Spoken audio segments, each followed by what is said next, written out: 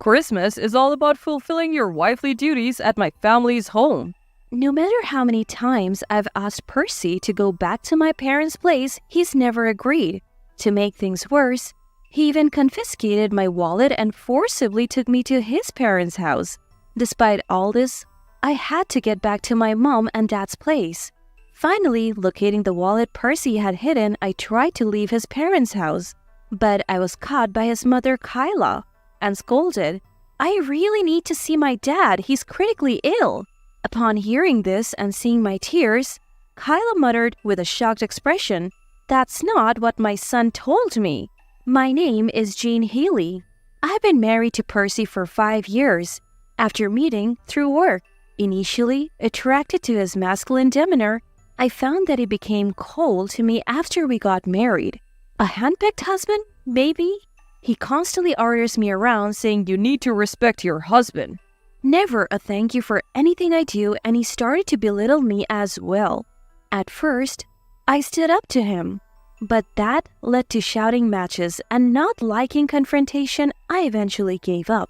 Percy's family home is a main household in a rural area, filled with relatives and guests during holidays and family events. It's non-stop cooking and catering to guests from morning till night whenever we're there. Kyla, who had been running the household, is a stern woman, always finding ways to criticize me.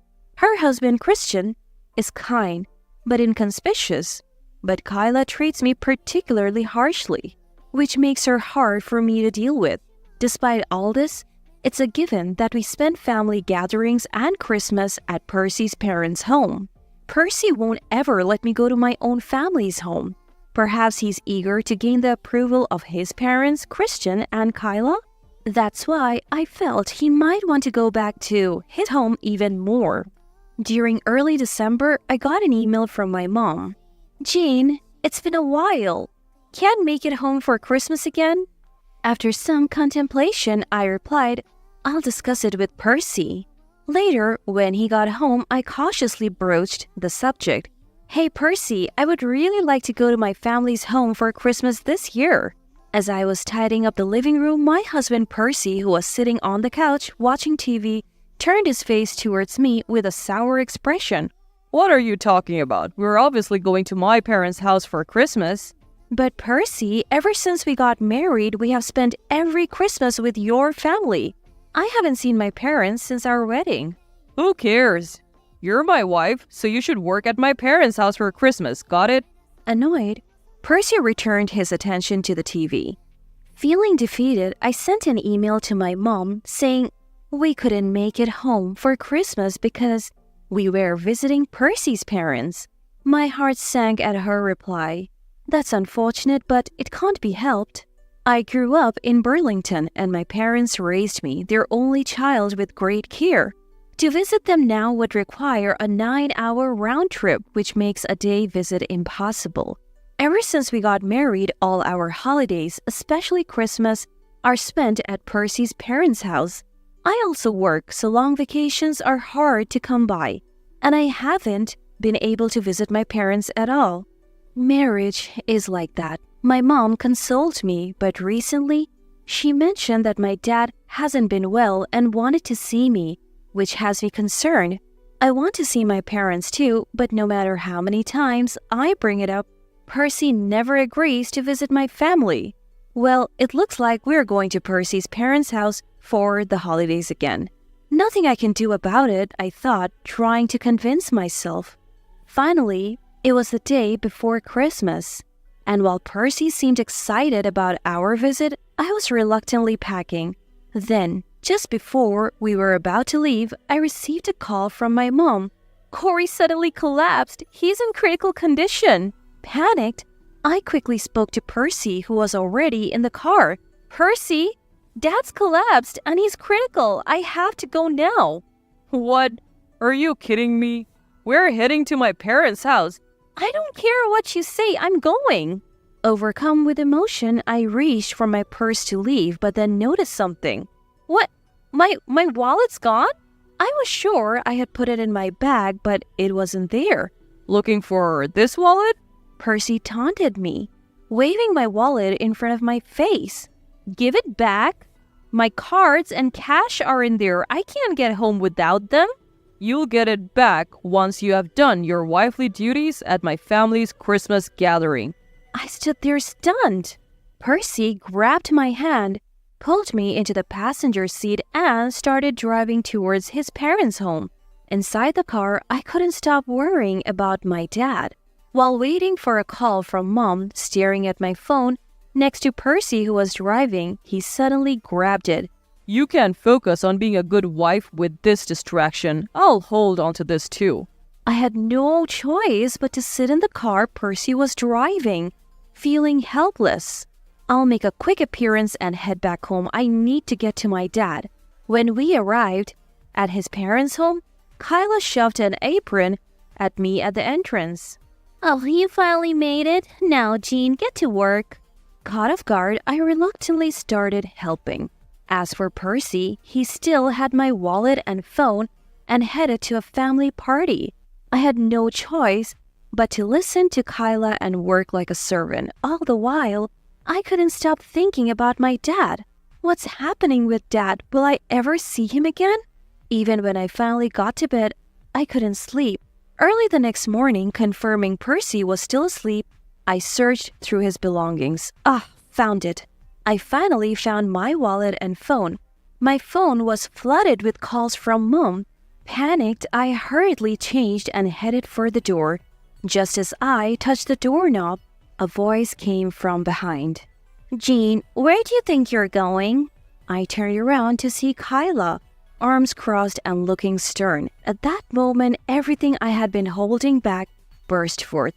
Kyla, my dad is in critical condition. I have to see him. I spoke earnestly, unable to wipe away my streaming tears. Dad raised me with so much love, and I haven't seen him since I got married. If this is the end, I at least want to see him one more time. Please let me go. Kyla's face turned pale, and she began to look flustered. What are you talking about? That's not what I heard from my son. Not understanding what Kyla meant, I broke down crying right there. However, Kyla grabbed me and forced me to stand up, looking me dead in the eye. Jean, snap out of it. We have to go see your father now. Stunned by words I never expected, Kyla urged me to hurry into the car. I am taking you to the train station. Move! In the car, on the way to the station, Kyla started talking to me, who was still in a state of shock. Jane, Percy told me you are estranged from your family and you can't go home. You spend holidays like Christmas with us. What? That's not true. I have always wanted to go back home. I'm on good terms with my parents. I was surprised too. He also said, Jean was raised in a cold home and craves maternal love. She feels loved when disciplined like a real parent would. I never said anything like that. What the heck? Just then, we arrived at the train station. I'm sorry for misunderstanding you. We need to talk more, but first, go see your father. I thanked Kyla, quickly bought a ticket, and boarded the train. A week later, I was back at Percy's family home. Mom, why the urgent call? What's going on? Percy walked into the living room and yelled when he saw me. Jean, where were you during Christmas? Why haven't you been answering my calls? Sit down, Kyla snapped. And Percy sat across from where Christian, Kyla, and I were seated. Why are you sitting there, Jean? Annoyed, Percy yelled at me again. When I remained silent, Percy turned to Kristen and Kyla. Fine, you want to scold her, right? She neglected her Christmas duties as a wife. Kristen cut him off. How's your father, Jean? Thank you. He miraculously recovered, and we had a happy reunion. He's still in the hospital, but should be home soon. Kristen let out a sigh of relief, then looked straight at Percy. Did you know Jean's father was critically ill? Percy avoided Kristen's gaze. Yeah, I knew. So what? Shouldn't a wife be committed to her husband's family during Christmas? Enough is enough. Kyla confronted a stunned Percy. You took away Jean's phone and wallet and forced her to stay here, didn't you? Well, that's... And you lied to us, saying Jean enjoys being disciplined and has a bad relationship with her parents. Explain yourself. So that's because... Pressing a flustered Percy, Kyla demanded, "Spit it out." Then Percy said something nobody saw coming. Look, my senior at work said that wives who are close to their families are nothing but trouble. The key is to get your wife to obey you and your family right from the start. I looked at Percy in disbelief, and both Kristen and Kyla sighed deeply. Are you kidding me? When did we ever wish for something like that?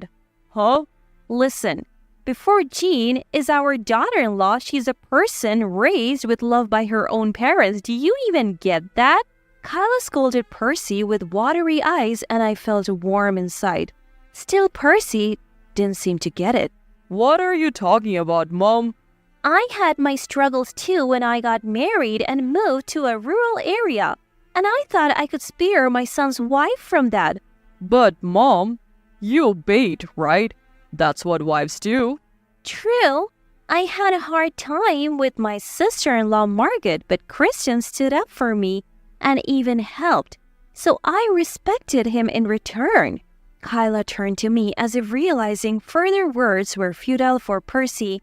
I am really sorry, Jean. Please forgive us for our foolish son. Shaking, both Kyla and Kristen lowered their eyes. Kristen, Kyla, thank you for understanding, but I can't take it anymore. I'm divorcing Percy. As I pulled out the filled divorce papers from my bag, Percy's face turned red in disbelief. What? Jean, what are you saying?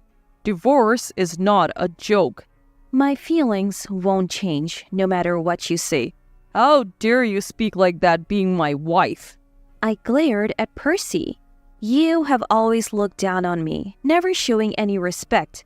How can I stay married to someone like that? Percy fell silent, stunned by my strong tone. Hey, are you really going to submit those papers? You're serious about the divorce? I'm sorry to Kristen and Kyla, but choosing you was a mistake. Don't decide this on your own. Dad, Mom, are you okay with this? If it's for Jean's happiness, then it can be helped. Realizing there was no turning back from my cold demeanor and the looks on Kristen and Kyla's face, Percy hurriedly apologized. Oh, please, reconsider. It's too late now. I never want to see you again. I love you, Jean. Please. Ignoring Percy's desperate apologies, I left Kristen and Kyla's home. After that, Percy and I finalized our divorce without a hitch. With the help of Kristen and Kyla, I managed to secure almost all of our joint savings, for which I am grateful. I still keep in touch with Kyla, and she's told me that despite multiple interventions, Percy hasn't changed. At this point, there is no helping him, Kyla said, revealing that they have cut him off. Percy had to pay me $20,000 in compensation for emotional distress during the divorce, which wiped out his savings. Now, he's living alone in a rundown, one-bedroom apartment with no one willing to help him out. I have given up on expecting any changes from him. I have moved closer to my childhood home and started a new life. Being near my beloved parents, able to see them anytime, is such a joy. From now on, I plan to live my life without being tied down by anyone else.